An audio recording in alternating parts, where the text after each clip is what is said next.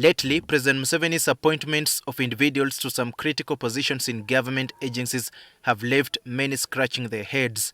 Experts say the president has been going for individuals who are either not so well known in the public domain or are believed to be his critics. For instance, the appointment of Justice Minister Norbert Mao shocked many Ugandans who had always known him as government critic. So you go on Twitter with a recording and attack the president, attack the government, attack ministers, and then we tell you, but the range of your weapon cannot reach there really.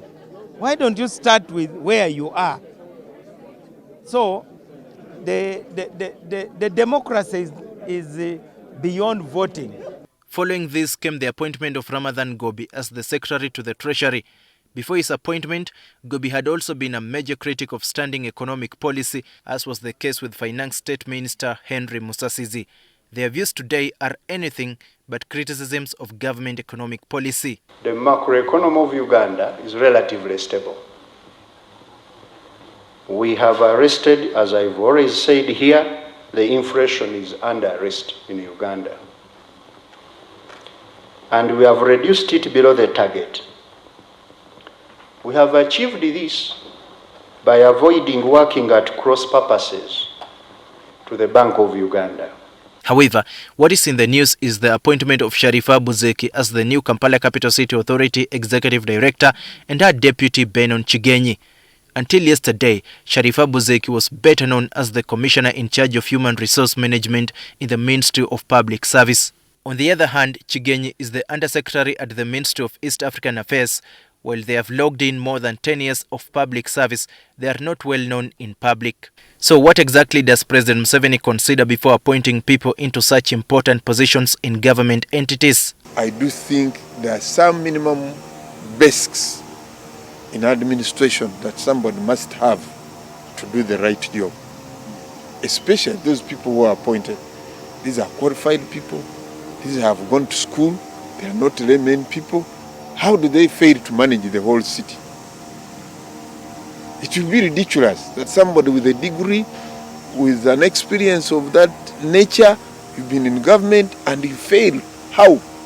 On the contrary, Arias Lukwago, a lawyer and the Lord Mayor of Kampala Capital City, claims the president does not like to be predictable and often operates in secret when making his decisions. We are not about to reinvent wheels. You've seen what happens across the border here in Kenya when they are vetting judges, when they are vetting men commissioners in different departments, even when they are voting police officers and whatnot. Even here in Uganda, we follow. They are done on screen. And the awarding system is also verifiable. Even the results are posted on the portal. However, governance and political analyst Gregory Opio believes that the president sometimes makes his appointments based on suggestions of the people within his circle. He has to sort of accept a broad-based government, so to speak. Now, this broad-based government requires him to pick from different quarters or segments of the society. Those who are around him, most likely it appears, they are the ones feeding him with information on who to be placed where. Opio adds that the president sometimes looks at loyalty and the ability of an individual to dance to his tunes when need be. But behind that loyalty, there is a huge project going behind. And this project is the one in charge of this appointment.